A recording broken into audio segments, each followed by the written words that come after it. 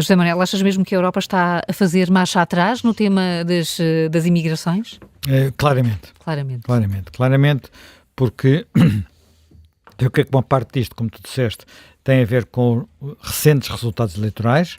Portanto, nós tivemos, só para dar ideia, um conjunto muito alargado de partidos que poderemos considerar de alguma forma anti-imigração, ou que têm uma agenda em que a migração faz parte dos problemas, a estar muito bem ou mesmo a ganhar eleições na Europa. Portanto, tivemos o partido Wilders na Holanda, tivemos nas eleições europeias e depois, em primeiro lugar, se bem que não tivesse mais deputados, nas eleições francesas, o Rassemblement National, da senhora Le Pen, tivemos nas eleições alemãs a AfD também, tivemos nas eleições austríacas. Portanto, temos aqui, e por aí adiante, há mais exemplos. E eu creio que isto assustou os partidos mais institucionais, os chamados partidos do centro, mas independentemente disso, eu acho que há mais... esses partidos começaram, porventura, alguns deles pelo menos, não todos, a tomar consciência de que há digamos, uma fasquia a partir da qual lidar com a imigração causa não apenas problemas de integração das comunidades imigrantes, como depois um conjunto de problemas políticos. Nós há 10, 20 anos discutia-se a melhor solução era o multiculturalismo, ou a melhor solução era a identidade nacional. Tínhamos o exemplo inglês como mais multicultural, tínhamos o exemplo francês, onde os símbolos religiosos eram proibidos. Portanto, havia várias... Mas agora, de repente, chegámos a um ponto onde a tensão em muitos países tornou-se muito elevada, porque há não apenas bairros, mas às vezes cidades inteiras que de alguma forma mudaram as suas características e tornaram-se não apenas desconfortáveis para aquelas pessoas que antes viviam nas periferias, mas eu diria mesmo desconfortáveis, e o desconfortável é talvez o termo mais simpático, portanto, para as classes médias e mesmo para as classes dirigentes, digamos assim. E, portanto, isso tem provocado uma evolução na opinião pública e até no próprio posicionamento político de muitas forças políticas. Repara, onde é que nós notamos que há alterações importantes? Eu vou dar exemplos e vou começar mais à esquerda, digamos assim. Talvez o exemplo que mais surpreendente é aquilo que é neste momento o fenómeno político na Alemanha. Toda a gente diz que é a AfD. A AfD tem subido, mas não tem subido muito. Quem subiu espetacularmente foi um partido fundado por uma senhora que era ainda do tempo da Alemanha democrática, portanto uma comunista hardcore, portanto pura e dura, que criou um partido, fez uma cisão no partido chamado A Esquerda, que é um partido que existia na Alemanha, fez uma cisão, criou um novo partido de esquerda anti-imigração. Portanto, e é, neste momento, uma das figuras políticas mais, se não mesmo a mais popular da Alemanha, é esta senhora. Eu não sou capaz de dizer o nome dela, portanto, nem vou tentar. É como? Consegue estar aqui? Wagenknecht. Muito obrigado ao Ricardo Ferreira Reis, nosso convidado politólogo. Depois temos um dos países que começou primeiro a endurecer as políticas e a criar políticas, nomeadamente de retorno, para não usar termos mais pesados, foi um país que é governado por socialistas. Estou a falar de Dinamarca. Aliás, isso, quando foi a discussão sobre quem é que podia ir para o lugar de António Costa, havia uma possibilidade de ser a primeira-ministra dinamarquesa, que também é socialista, que tem, nestes equilíbrios europeus, a vantagem de ser mulher, porque... enfim, mas também já havia bastantes mulheres, havia a alta representante da Estónia, havia naturalmente a von der Leyen, mas falou-se o nome dela, mas a essa altura disse que não é possível porque tem uma política de imigração que os outros socialistas, para já, não suportam. Tivemos em França, enfim, ainda antes das eleições, uma alteração importante das políticas relativamente à imigração e refugiados com o presidente Macron. Portanto, um presidente centrista que foi antes ministro de um governo socialista. Isso podemos continuar por aí adiante, mas eu só estou a dar exemplos mais à esquerda para sublinhar que estes temas, um bocadinho ao contrário do que há muito discurso ainda em Portugal, são temas que neste momento já muito transversais. E quando discutimos isso, eu acho que temos que, primeiro que tudo, fazer alguns esclarecimentos, que também há muita confusão sobre isso. E, desse ponto de vista, as Nações Unidas até têm critérios que nós podemos adotar. Neste caso, escusamos estar a protestar muito, às vezes, com as Nações Unidas. Há uma diferença muito grande entre migrantes e refugiados. E mesmo dentro dos refugiados, entre refugiados e pessoas que pedem asilo. Portanto, e os números são, inclusivamente, muito diferentes. Quando falamos de migrantes, quer dizer, a nossa vida, quer dizer, a vida da humanidade é feita de migrantes, não é? Basta pensar assim. Eu outro dia estava a ouvir um programa muito interessante, de resto, sobre as línguas da Europa. E sobre as línguas que estão cá há mais tempo. E, portanto, e descobri, para a minha surpresa, não fazia a mínima ideia, que uma das línguas que está cá há mais tempo é o basco. Porque todas as outras vieram, são línguas indo-europeias. Portanto, vieram, como o próprio nome diz, da Ásia. Vieram da Ásia. E os bascos já cá estavam. Quer dizer que havia seguramente ali, não é só a influência das línguas, é também a influência de pessoas que se movem, e isto sempre foi assim. Portanto, a história da humanidade é uma história de pessoas em movimento, com dimensões diferentes, mas é uma história de pessoas em movimento. E isto não corresponde obrigatoriamente à ideia de colonizar ou não colonizar, invadir ou não invadiram. Há muitas formas de movimento. Bem, e portanto, a imigração tem, por regra, como motivação, uma vontade de mudar de vida. Vontade de mudar de vida tem sobretudo a ver, muitas vezes, com condições económicas. É a principal razão. Pode haver outras, as condições económicas. Também pode ser condições de preferir um lugar com um clima mais ameno, preferir um lugar em que há menos assaltos, preferir um lugar onde se vive com pessoas mais parecidas, muitas razões. E, portanto, nós temos até imigrantes ricos, não é? Até temos imigrantes ricos, não são só imigrantes pobres. Sim. Nós temos os nossos nómadas digitais e alguns imigrantes, e às vezes oligarcas. E há oligarcas, enfim, até oligarcas, a vir, por exemplo, para Portugal. Mas, de facto, a massa são pessoas que tentam fugir da pobreza e durante séculos, digamos, séculos XVI, mas depois de XVII, XVIII, XIX e XX, fugia-se da Europa. Fugia-se da Europa, não é? Portanto, e fugia-se em grande da Europa.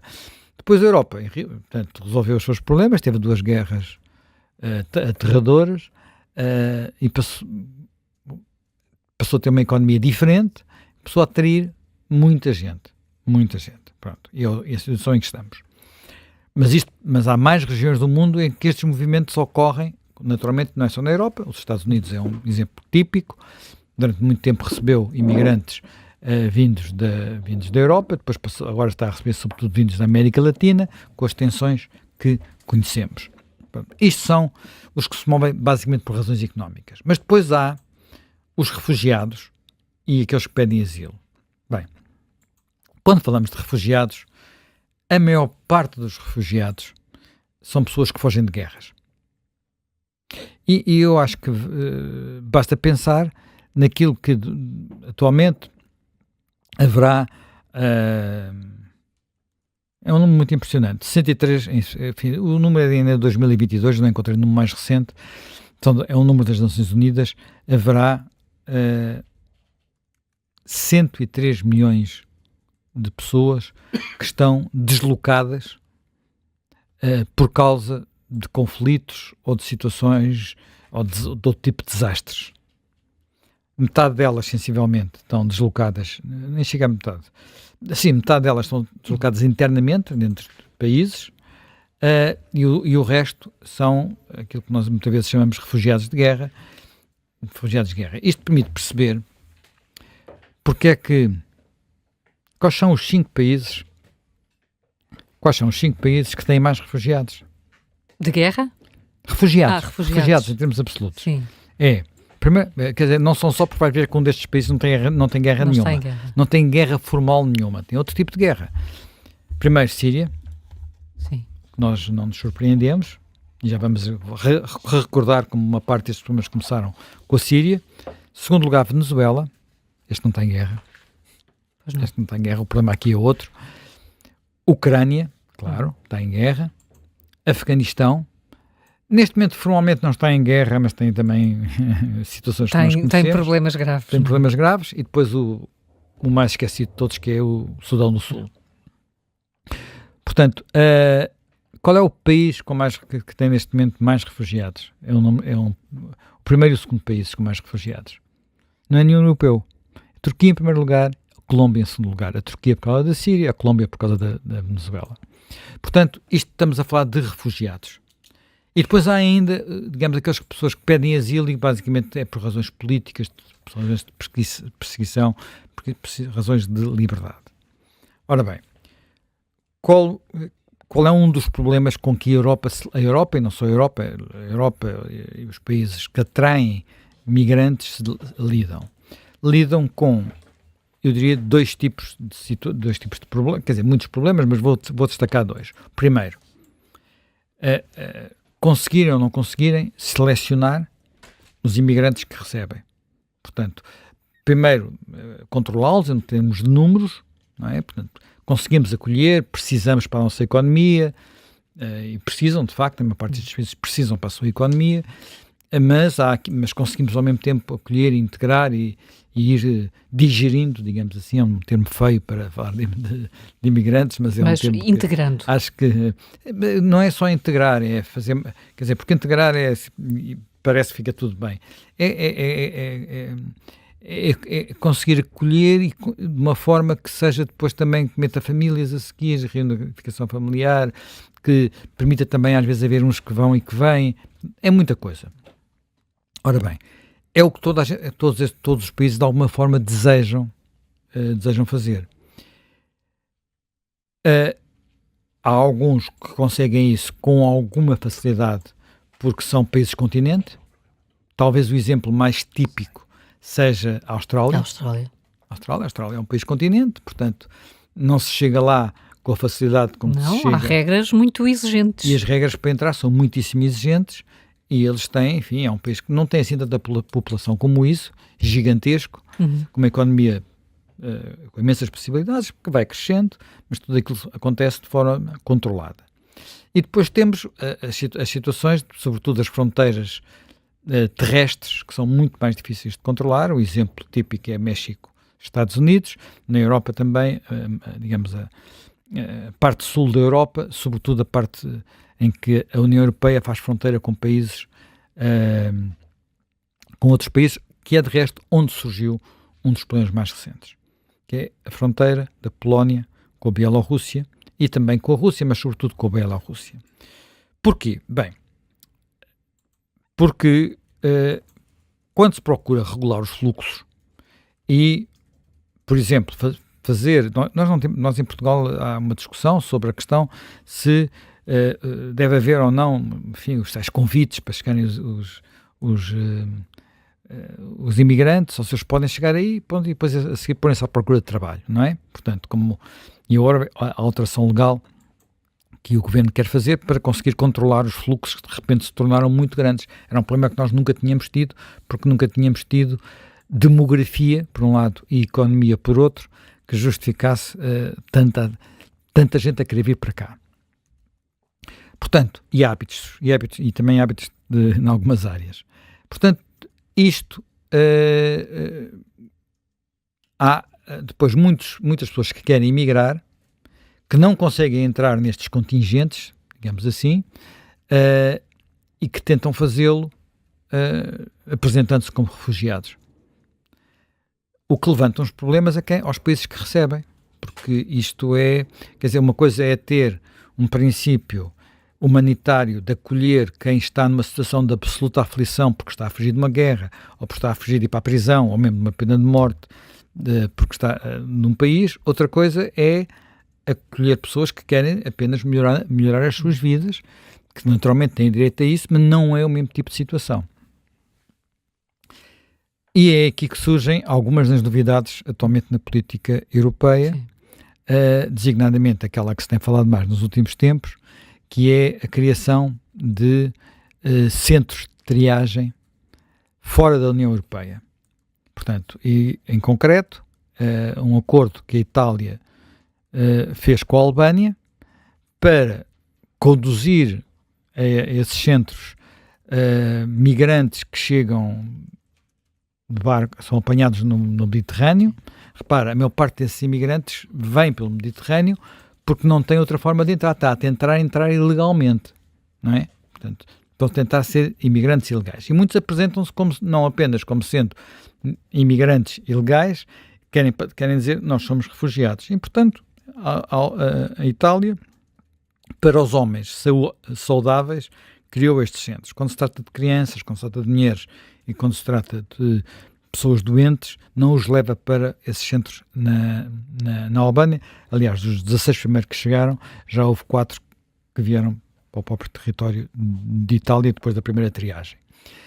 Isto tem levantado muita discussão, mas de repente políticos de todos os espectros, portanto a Itália, como sabem, é dirigida por uma política que é dirigente de um partido com origens na extrema-direita, mas que se apresenta como sendo de centro-direita e que tem muitas políticas, designadamente na área externa, que são claramente de centro-direita. Depois as políticas domésticas, há mais controvérsia interna, mas é outro debate.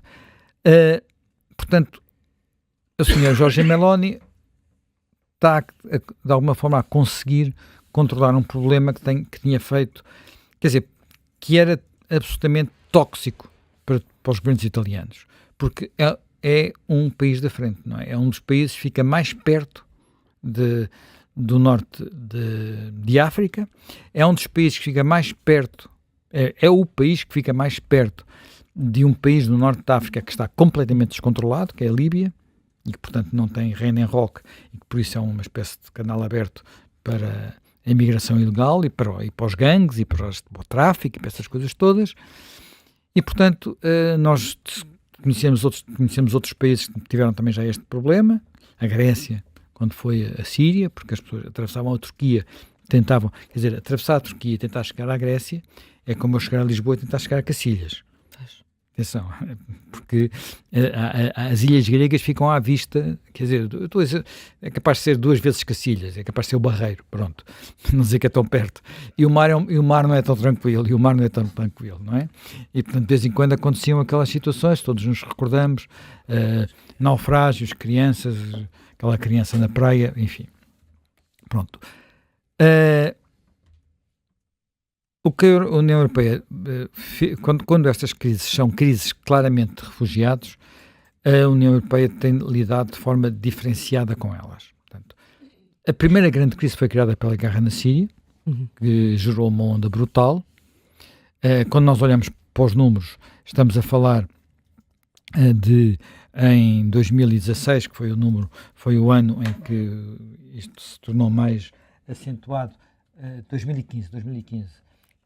Agora ao pé do microfone, foi 2015. Foi 2015, desculpa, que eu tive que pôr os óculos. Sim, para espreitar para quem os dados. não está a ver, sim, tive que pôr os espreitar óculos. Dados. Portanto, em que ultrapassou 1 milhão, portanto, de refugiados, e a esmagadora maioria deles a entrar pelo chamado Canal Oriental, portanto, que é o que vem sobretudo via Turquia.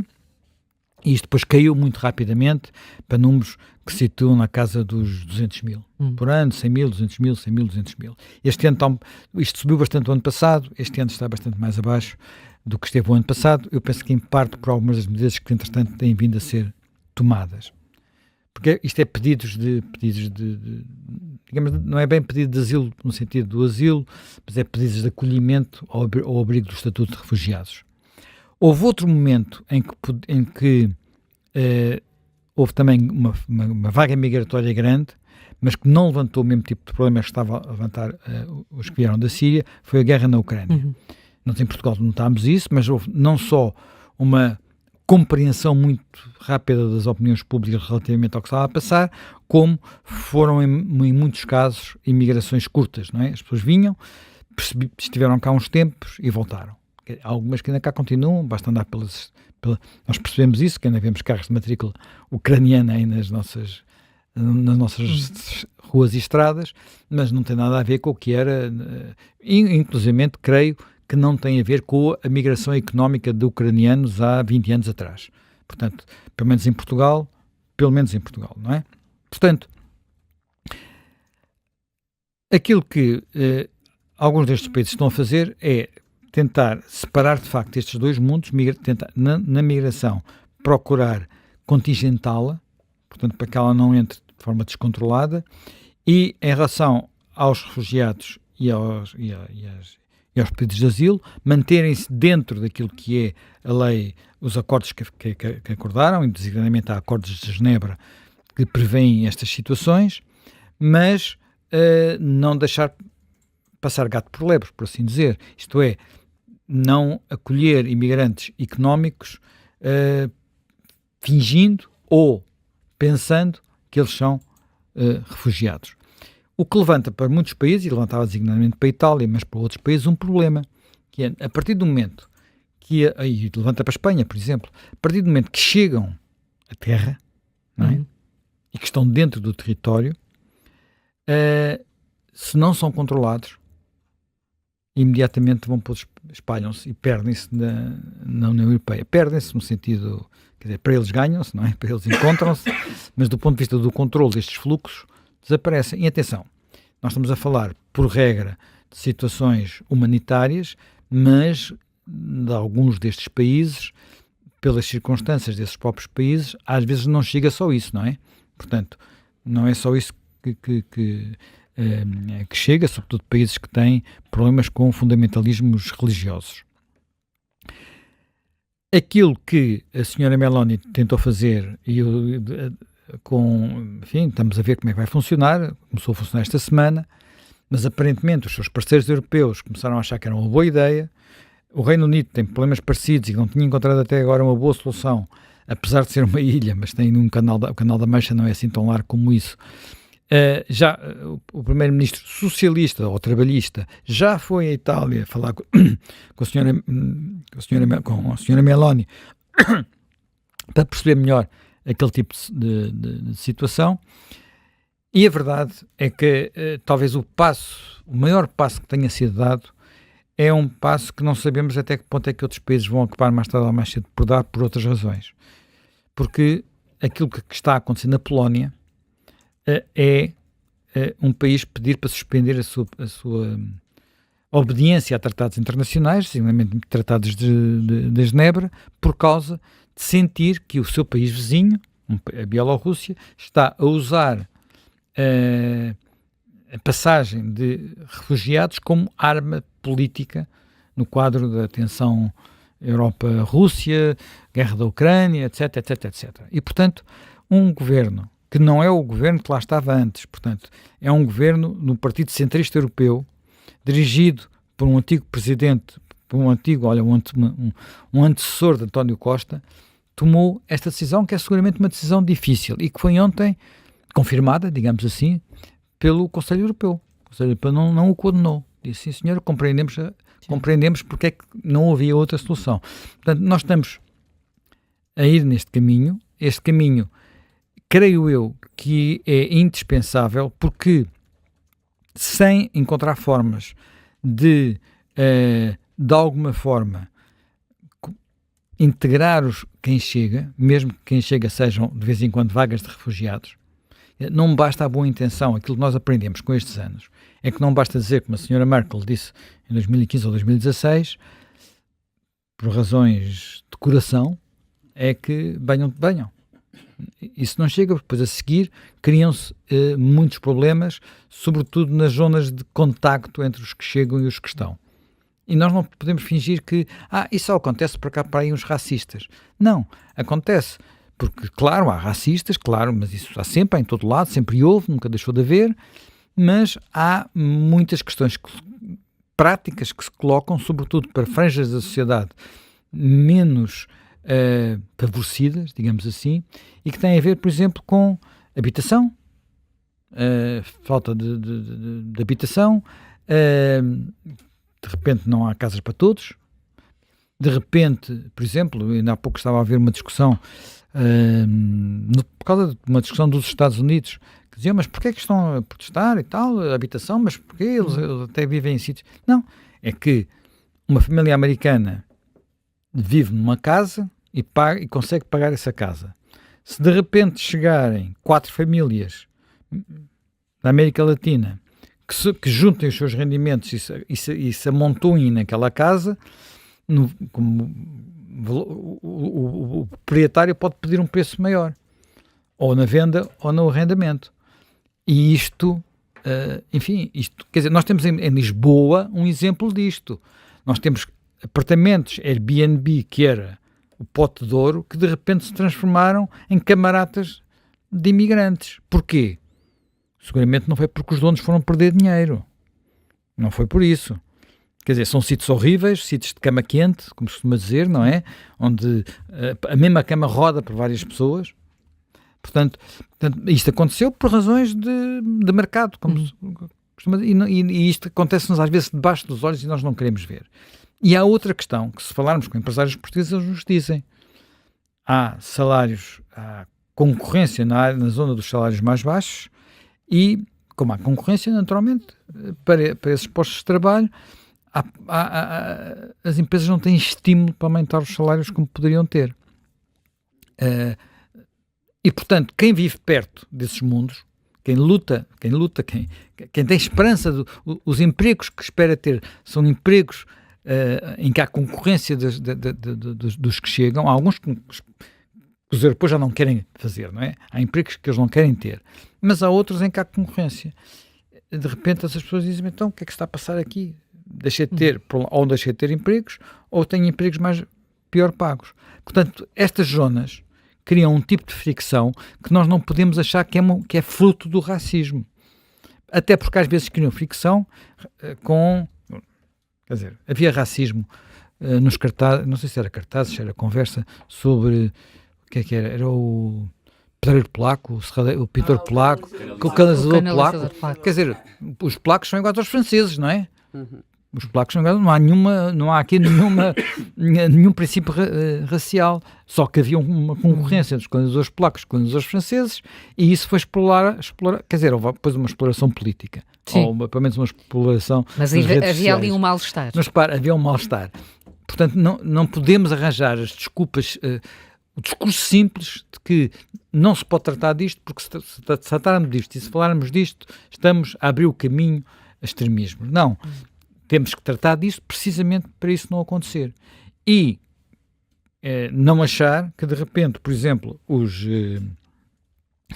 eu não sei o que é que vai acontecer e até pode ser que tudo corra muito mal. Eu só vi as imagens aéreas daquilo que está a acontecer na Albânia, do acordo que foi feito com a Albânia, do que a Itália está lá a fazer e todos os meios que lá colocou. E que lembrou-me uma coisa que eu visitei e que gostei imenso de visitar e antes de ter visitado tinha visto em muitos filmes. O que é? E não sei se quase todos nós aqui, penso eu, já foram a Nova Iorque. E um dos sítios, quando vai a Nova Iorque, há uma coisa chamada Ellis Island. Sim. Que hoje em dia é um museu, sim. Mas que era o sítio por onde entrou o Charlie Chaplin, não é? O Charlie Chaplin, quando chegou, entrou por ali, onde faziam triagem, onde havia consultas médicas, e só depois é que podiam entrar. E a saga era uma ilha. E a saga do Padrinho. E a saga do Padrinho, havia muita coisa. E, portanto, quer dizer, nós estamos sempre, às vezes, a voltar a soluções que já usámos no passado e que hoje... E correram bem, não podemos dizer que tenham corrido mal. É evidente que para quem chega, para quem tem que passar por aquelas coisas, não é o mais simpático, mas se estiver tudo normal, a seguir tem a sua vida, não é? Portanto, eu acho que pelas discussões que temos tido em Portugal e pelas discussões que estamos a ter na Europa, há que perceber que esta pressão não vai diminuir, só vai aumentar com o tempo e com a demografia da Europa a cair, demografia da África a aumentar, e, portanto, vamos ter que continuar a saber lidar com isto, porque isto ou é tratado pelos políticos democráticos ou arrisca-se a ser tratado por outros políticos menos democráticos.